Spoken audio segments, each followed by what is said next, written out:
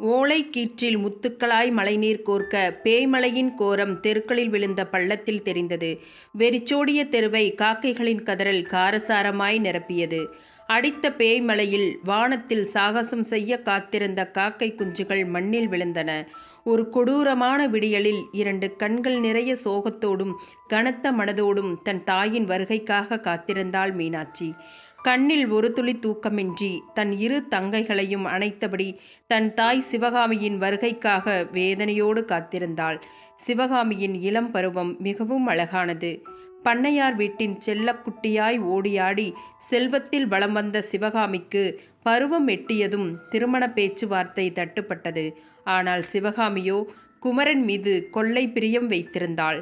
தான் மணந்தால் குமரனைத்தான் மணப்பேன் என்று பிடிவாதமாக கூறிவிட்டாள். குமரன் தன் உறவினர் மகனானாலும் வசதி வாய்ப்பில் மிகவும் பின்தங்கியவனாகவே இருந்தான். பெற்றோர்களின் விருப்பத்தை மீறி குமரனை திருமணம் செய்து கொண்டாள் சிவகாமி. அன்றோடு பெற்றோர்களின் உறவும் வசதியான வாழ்க்கையும் சிவகாமிக்கு எட்டாக்கனியாகிவிட்டது. சந்தோஷமான தாம்பத்தியத்தின் பலனாக முதலாவதாக மீனாட்சி பிறந்தாள். மகன் பிறப்பான் என்று ஆர்வமாயிருந்த குமரனுக்கு பெண் குழந்தை மீது சற்றே விருப்பம் குறைவாக இருந்தது. எப்படியும் தனக்கு ஒரு மகன் வேண்டும் என்று நினைத்த குமரனுக்கு அடுத்தடுத்தாக 2 பெண் குழந்தைகளாகவே பிறந்துவிட வீட்டை விட்டு கண்காணாத தேசம் போய்விட்டான் குமரன். அன்றிலிருந்து தன் 3 குழந்தைகளுக்கும் தாயாகவும் தந்தையாகவும் பாசத்தை ஊட்டி வளர்த்து வந்தாள் சிவகாமி. தான் பசியாய் கிடந்தாலும் தன் குழந்தைகள் வயிறார உண்ண வேண்டும் என்ற கொள்கையில் உறுதியாக இருந்தாள். காட்டிற்கு சென்று விறகுகளை பொறுக்கி விற்று அதில் வரும் சொற்ப வருமானத்தில் தன் பிள்ளைகளை கண்போல காத்து வந்தாள். சிவகாமி மீனாட்சியிடம் தங்கச்சிகளை பத்திரமா பார்த்துக்கோமா என்று கூறிவிட்டு வழக்கம் போல் விறகு வெட்ட காட்டிற்குள் சென்றாள் சிவகாமி. ஆனால் இரவு வெகுநேரமாகியும் சிவகாமி வீடு திரும்பவில்லை. தன் தாய்க்கு என்னவாயிற்று என்ற பதற்றத்தில் மீனாட்சி இரவு முழுவதும் கண்மூடாமல் வாசலையே வெறித்து பார்த்து கொண்டிருந்தாள். அப்போது திடீரென்று ஒரு குரல், ஐயோ இப்படி ஆயிருச்சே கடவுளே, உன் மனசு என்ன கல்லா, இப்படி இந்த குழந்தைகளை நடாத்துல விட்டுட்டியே சாமி என்று ஒரு பெண் கதறியடித்து கொண்டு தெருவில் ஓடி வந்தாள். அதுவரை வெறிச்சோடி இருந்த தெரு அவளின் அலறல் சத்தம் கேட்டு ஒவ்வொரு தெருவிலிருந்தும் திடுபுடுவென மக்கள் ஓடி வந்து அவளை சூழ்ந்தனர். ஊர் பெரியவர், என்ன ஆயிடுச்சு ராக்காயி, ஏன் இப்படி கூச்சல் போடுற என்றார். அதற்கு ராக்காயி, அந்த கொடுமையை நான் எப்படி என் வாயால் சொல்லுவேன், ஐயோ என் நெஞ்சமெல்லாம் பதறுதே என்று ஓலமிட்டபடி, நான் எப்பவும் போல விடிஞ்சதும் காட்டுக்குள்ளே போய் சுள்ளிங்க பொறுக்கிறதுக்காக போனேன். கொஞ்ச தூரம் போனதும் அங்கே ஏதோ ஒரு பெரிய கட்டை கருகண மாதிரி கிடந்தது. சரி, நான் ஏதோ ஒரு மரக்கில தீப்பிடிச்சு எரிஞ்சு கீழே கிடக்குதுன்னு பக்கத்தில் போய் பார்த்தேன். பக்கத்தில் போனதும் அப்படியே ஒரு நிமிஷம் என் ஈரக்குலையே நடுநடுங்கிருச்சு. என் மூச்சு நிற்கிற மாதிரி இருந்தது. நேற்று பெஞ்ச மழையில் இடி விழுந்து கருகி போய் சிவகாமி கறிக்கட்டையாக கிடந்தா. எனக்கு என்ன பண்ணுறதுன்னே தெரியாமல் அங்கிருந்து அலறி அடிச்சுட்டு ஓடி வரேன்.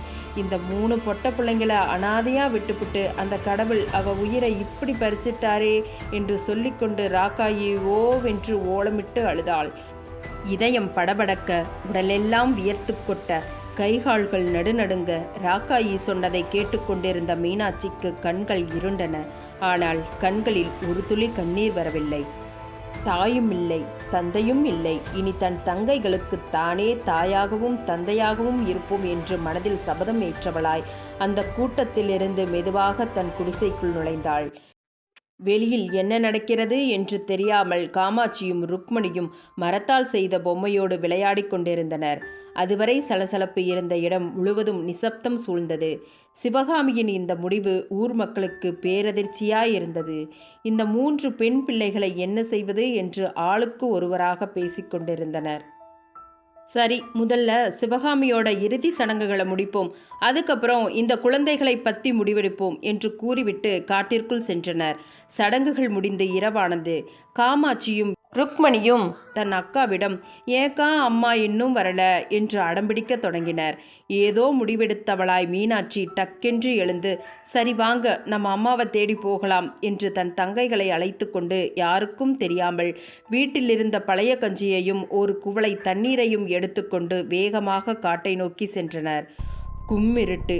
3 இளம் இதயங்கள் டக் டக் என்று வேகமாக துடிக்க கால் போன போக்கில் கடவுள் விட்ட வழியில் சென்று கொண்டிருந்தனர். பிசாசுகள் விளையாடும் நடுநிசி நேரம். நிலவின் வெளிச்சத்தில் காடு அகோரமாய் காட்சியளித்தது. மூவரும் ஒரு பெரிய மரத்தின் கீழ் உள்ள பாறையின் மேல் ஓய்வெடுத்தனர். சிறிது நேரத்தில் திடீரென ஒரு பெரிய அலறல் சத்தம் கேட்டது. அதோடு வினோதமான சிரிப்பு சத்தமும் கேட்டது. நரிகள் அபசகுணமாய் உளையிட்டன. பட்சிகள் பதறியடித்து பறந்தன. காடே ரணகளமாய் அலறியது. மீனாட்சியின் விழிகளில் பயத்தின் ரேகைகள் தாறுமாறாய் ஓடியது. தன் இரு தங்கைகளையும் அணைத்தபடி நடுக்கத்தோடு அமர்ந்திருந்தாள். அப்போது திடீரென காலடி ஓசை கேட்டது. அந்த ஓசை சற்று நேரத்தில் தங்களை நெருங்கி வருவது போல உணரத் தொடங்கினாள். திடீரென்று காலடி ஓசை மிக அருகில் கேட்டது. ஓசை வந்த பக்கம் கூர்மையாக கண்களை செலுத்தி பார்த்தாள். நிலவு வெளிச்சத்தில் கருத்த உருவம் நீண்ட கொம்புகளோடு அனல் போன்ற விழிகளோடு தன்னையே உற்று பார்ப்பது போல தோன்றியது. சட்டென்று அந்த இடத்தை விட்டு எழுந்தாள். அந்த உருவம் அவர்களை துரத்த ஆரம்பித்தது. மூவரும் அம்மா, தாயே, காப்பாத்தம்மா என்று கூறிக்கொண்டு உயிரை கையில் பிடித்து கொண்டு ஓடினர். ஆனால் அந்த உருவம் தங்களை தீண்டுவதற்காக துரத்தவில்லை என்பதை மட்டும் உணர்ந்தாள் மீனாட்சி. சிறிது தூரம் வந்ததும் அந்த உருவம் மறைந்தது. தப்பித்தோம் என்று நினைத்த மீனாட்சி அதற்கு மேலும் ஓய்வெடுக்காமல் நடக்கத் தொடங்கினாள். சிறிது தூரத்திலேயே ஒரு குடில் தென்பட்டது. கண்களில் நம்பிக்கை வந்தவளாய் குடிலை நோக்கி தன் இரு தங்கைகளையும் கையில் பற்றி கொண்டு வேகமாக நடந்தாள். அருகில் சென்று மெல்ல கதவை தட்டினாள். அப்போது தன் தாயின் வயதை ஒத்த வேடுவர் குலத்தை சார்ந்த பெண் கதவை திறந்தாள். 3 இளம் பெண் குழந்தைகளை கண்டதும் திடுக்கிட்டாள். ஏதும் பேசாமல் அவர்களை உள்ளே அழைத்து உண்ண உணவும் உறங்க இடமும் கொடுத்தாள். பொழுது விடிந்தது. அந்த குடிசையில் அந்த பெண்ணும் அவரது கணவர் இருவர் மட்டுமே இருந்தனர். மீனாட்சி எழுந்ததும் தன் கதையை கூறத் தொடங்கினாள். தாய் தந்தையை இழந்த அவளின் சோக கதையை கேட்ட அப்பெண்ணின் கண்களில் சாறை சாறையாய் கண்ணீர் வந்தது. மீனாட்சி தொடர்ந்தாள். இனி என் தங்கச்சிகளுக்கு நானே அம்மாவும் அப்பாவாவும் இருக்கணும். எப்படி எங்கள் அம்மா எங்களை எந்த குறையும் இல்லாமல் சந்தோஷமாக பார்த்துக்கிட்டாங்களோ அதே மாதிரி நானும் என் தங்கைகளை பார்த்துக்கணும். எங்கள் கிராமத்தில் இருந்தால் அம்மாவோட நினைவாலையும் ஊர் மக்களுடைய பரிதாப பேச்சாலையும் என்னால் என் தங்கச்சிகளை சரியாக வளர்க்க முடியாது. அதனால் யாருக்கும் தெரியாமல் வேற ஊருக்கு போயிடலாம்னு முடிவு பண்ணி இந்த காட்டு வழியாக நடந்து வந்தோம். அப்போதான் ஒரு உருவம் துரத்தினதுனால உங்கள் குடிசைக்கு வந்து சேர்ந்தோம் என்று மீனாட்சி சொன்னதை கேட்டதும் அப்பெண்ணுக்கு புரிந்தது. இந்த குழந்தைகள் சாதாரண குழந்தைகள் அல்ல. இவர்களை காத்தது அந்த வராகியம்மன் தாயே என்பதை முழுமையாக உணர்ந்தாள். குலை நடுங்கும் அமானுஷ்ய காட்டில் பிசாசுகளிடமிருந்து குழந்தைகளை காக்கவே அவளே பாதுகாப்பாய் துரத்தி வந்தாள் என்பதை உணர்ந்தாள். பிள்ளையற்ற தனக்கு தான் வணங்கும் அந்த வராகி தாயே 3 பிள்ளைகளை அனுப்பியுள்ளதாக உணர்ந்தாள். அந்த 3 குழந்தைகளையும் தன் மார்போடு அணைத்து கொண்டாள். மீனாட்சிக்கு தன் தாயின் அரவணைப்பு மீண்டும் கிடைத்தது. ஆம், வராகி பன்றியின் தலையும் பெண்ணின் உடலமைப்பும் கொண்டு ஸ்ரீ சக்கரம், திரிசூலம், கதாயுதம், சங்கு, அங்குசம், அபய மற்றும் வரத முத்திரைகளை தன் 8 திருக்கரங்களில் ஏந்தி சிம்ம வாகனத்தில் வீற்றிருப்பாள் வராகி. ஆக்ரோச குணத்தின் அடையாளமாய் திகழ்ந்தாலும் பக்தர்களின் கூக்குரலுக்கு பஞ்சாய் இலகிடுவாள். அந்த அன்னையின் அற்புத வரலாற்றை இங்கே காண்போம். மகிஷாசுரன் 10,000 ஆண்டுகள் பிரம்மனை குறித்து தவம் இருந்தான். எனக்கு தேவர்கள், அசுரர்கள், மானிடர்களால் மரணம் ஏற்படக்கூடாது, கன்னிப்பெண்ணால் மட்டுமே மரணம் ஏற்பட வேண்டும் என்று வரம் கேட்டான்.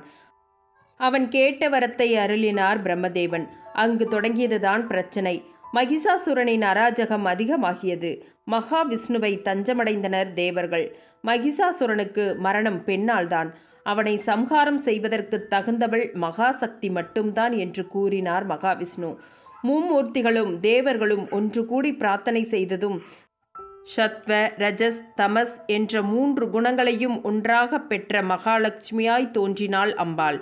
தேவி மகிஷாசுரனை அழிக்க புறப்பட்ட போது சும்பன் நிசும்பனுடன் போரிட நேர்ந்தது. அப்போது இரத்த பீஜன் என்ற ஒரு அரக்கன் சக்தி வாய்ந்த வரத்தினை பெற்றிருந்தான்.